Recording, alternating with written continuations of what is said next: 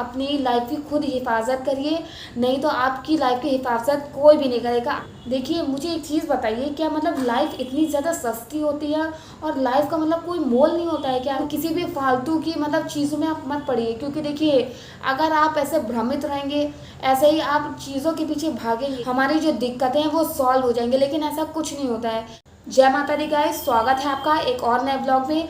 आज का ब्लॉग जो बहुत ही ज़्यादा एक गंभीर मुद्दे पे मैं बनाने वाली हूँ और बहुत ही ज़्यादा एक बात है जो बहुत ही ज़्यादा दुखद है। जब से मैंने सुना है इस बारे में तो मुझे भी मतलब हैरानी हो रही है कि ऐसा कैसे हो सकता है और ऐसे मतलब कैसे अचानक से चीज़ें घट जाती हैं कि समझ में नहीं आता है कि मतलब इंसान की लाइफ का और इंसान की ज़िंदगी का कोई भी मतलब भरोसा नहीं होता है। और देखिए अपनी लाइफ को, अपनी ज़िंदगी को मतलब इतना ज़्यादा मतलब आप संभाल के रखिए। देखिए मुझे एक चीज़ बताइए, क्या मतलब लाइफ इतनी ज़्यादा सस्ती होती है और लाइफ का मतलब कोई मोल नहीं होता है क्या? लाइफ मतलब इतनी ईजिली क्या मिल जाती है लोगों को?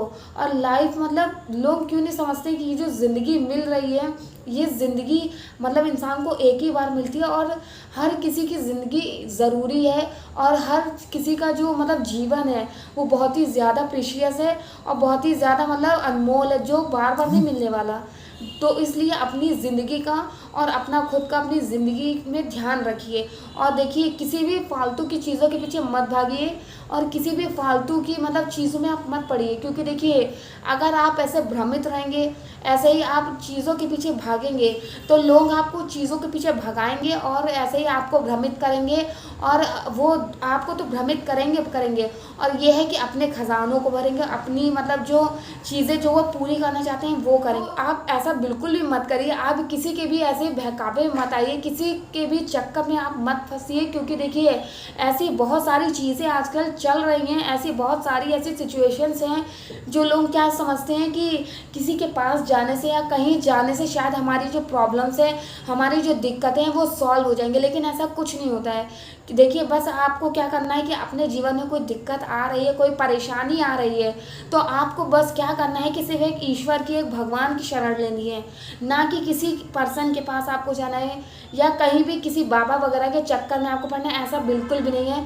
क्योंकि देखिए अगर आप देखिए अपनी लाइफ में किसी भी बाबा के चक्कर में पड़ेंगे तो देखिए आपकी लाइफ इतनी ज़्यादा इम्पॉर्टेंट है, इतनी प्रीशियस है, जीवन आपका इतना अनमोल है कि देखिए कोई भी बाबा वो चीज़ नहीं समझेगा, कोई और पर्सन वो नहीं समझेगा। इसलिए अपनी लाइफ को आपको खुद को बचाना है, क्योंकि देखिए आज का ऐसा समय है, ऐसा टाइम है जिसमें आप अपनी लाइफ की खुद हिफाजत करिए, नहीं तो आपकी लाइफ की हिफाजत कोई भी नहीं करेगा, आपकी लाइफ बचाने कोई भी नहीं आएगा।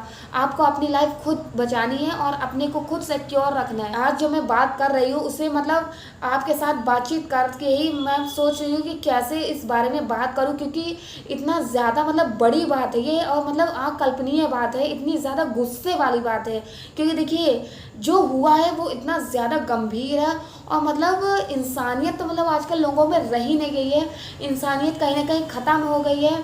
मतलब भगवान भी ये सोच रहे होंगे कि मतलब इंसान तो मतलब एक दूसरे के जीवन का ही मतलब इम्पोर्टेंस नहीं समझ रहा है, क्या मतलब इंसान बनता जा रहा है। और धर्म का जो काम है वो तो आजकल जैसे लगता है मुझे व्यापार की तरह चल रहा है, तो बहुत ज़्यादा गुस्सा भी आता है। कई बार हम ऐसी चीज़ें देखते हैं और सुनते हैं और मतलब ऐसे लोगों की लाइफ उस चीज़ों में बर्बाद हो रही है तो गुस्सा तो बहुत ही ज़्यादा आता है। मैं बात कर रही हूँ जो हाथरस में इतना दर्दनाक और इतना मतलब दिल को एकदम झंझोर देने वाला जो केस हुआ है, कांड हुआ है, और मतलब मैं क्या कहूँ उस पर, मुझे तो खुद नहीं समझ में आ रहा है कि देखिए किसी भी बाबा के चक्कर में आप मत जाइए। और इतना मतलब दिल को दहला देने वाला कि सोचिए 120 इतना बड़ा नंबर होता है, एक पल में 120 लोगों की जानें चली गई, तो क्या किसी की ज़िंदगी का मोल नहीं होता है, किसी की ज़िंदगी इम्पोर्टेंट नहीं होती है?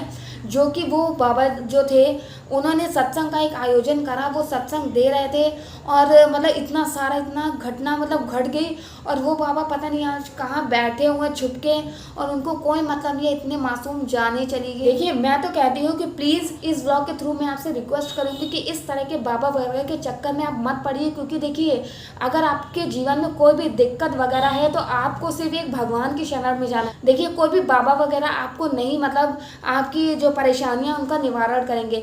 सिर्फ एक दुनिया में भगवान है और भगवान की शरण ही आपको पकड़नी है, जो आपको रास्ता दिखाएंगे और जो आपकी परेशानियों से आपको बचाएंगे और उसे मतलब पार करेंगे आपकी परेशानियों से। तो इसलिए आप किसी भी बाबा वगैरह के चक्कर में ना पड़िए, क्योंकि देखिए हाथरस का जो केस हुआ है वो भोले भंडारी का एक सत्संग कर रहे थे, लेकिन सत्संग के बाद क्या हुआ कि वो ऐसे गायब हुए जब ये सारा हादसा हुआ। तो देखिए अगर वो सच में एक बाबा जी होते तो वो क्या करते कि वहाँ पे रुक के और सारी चीज़ें वो देखते, क्योंकि इतने मतलब इतनी संख्या में जो भक्त वगैरह आए थे वो किसका सत्संग सुनने आए थे, उन्हीं का तो सत्संग सुनने आए थे। अब वो बाबा कहाँ है? अगर वो असली बाबा हैं तो वो सामने आके और जो उनके भक्त हैं जो इतने सुनने गए थे तो उनकी मदद करते, लेकिन आज वो पता नहीं बाबा कहाँ पे बैठे हुए हैं और मतलब इतने सारे लोगों की जान चली गई।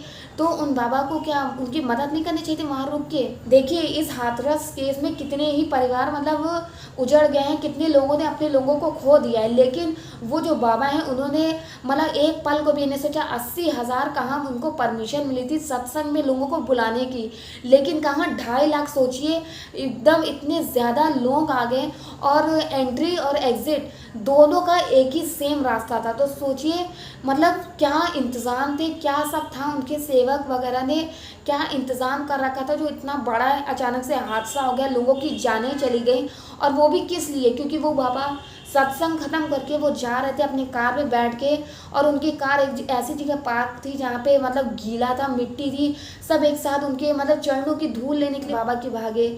और जितने सारे भक्त थे वो बस एक बार उन बाबा की चरणों की धूल लेके अपने माथे लगाना चाहते थे।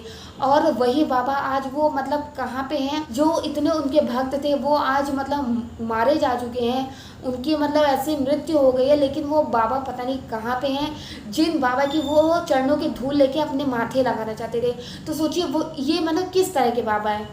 तो ये जो केस में बाबा आए हैं सामने, तो इनके बारे में मैं थोड़ा आपको बता देती हूँ। इन बाबा का जो नाम है वो है नारायण हरि। जी हाँ, इनका नाम है नारायण हरि और ये एटा ज़िले के रहने वाले हैं। तो ये इनका असली नाम है और ये एटा ज़िले के रहने वाले हैं। और एक चीज़ मैं आपको बता दूं कि अध्यात्म में आने से पहले ये क्या करते थे कि ये पुलिस डिपार्टमेंट में ये नौकरी करते थे।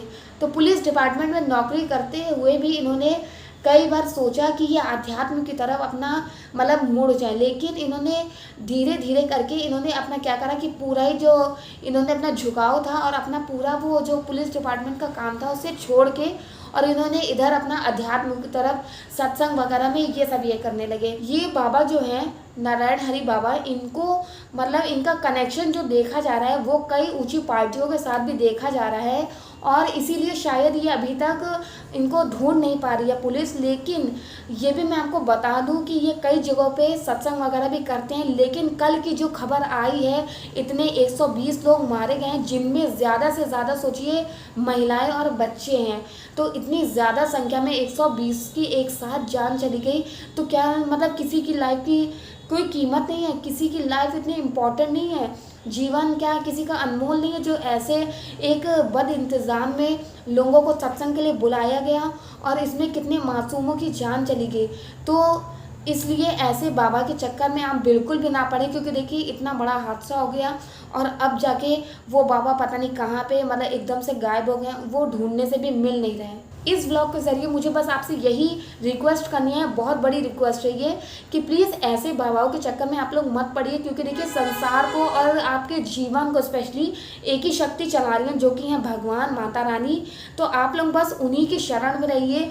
कोई दिक्कत वगैरह हो तो आप उन्हीं से उनके ही सामने रोइए, उन्हीं से कहिए और किसी बाबा वगैरह से नहीं। क्योंकि देखिए आज एक ऐसा हादसा हुआ है कि उस हादसे के बाद देखिए कितनी ही मतलब घर कितनी ही जाने चली गई, लेकिन वो बाबा जो सत्संग वगैरह दे रहे थे वो पता नहीं कहाँ एकदम से मतलब लुप्त हो गए। तो इसलिए फिर मैं आपसे रिक्वेस्ट करूँगी कि बाबा वगैरह को आप छोड़िए, भगवान की शरण में रहिए और भगवान का ही बस ध्यान करिए। आपका जीवन बहुत ही सुखमय होगा, बहुत ही आपका जीवन पूरा अच्छे से व्यतीत होगा। तो इसी नोट के साथ मैं इस ब्लॉग को एंड करती हूँ। कैसा लगा ब्लॉग, आपको पसंद आया हो तो प्लीज़ चैनल को सब्सक्राइब जरूर करिएगा, वीडियो के नीचे कमेंट भी करिएगा। तब तक के लिए जय माता दी, अपना ख्याल रखिएगा। मिलते हैं आपसे नेक्स्ट व्लॉग में। Bye bye.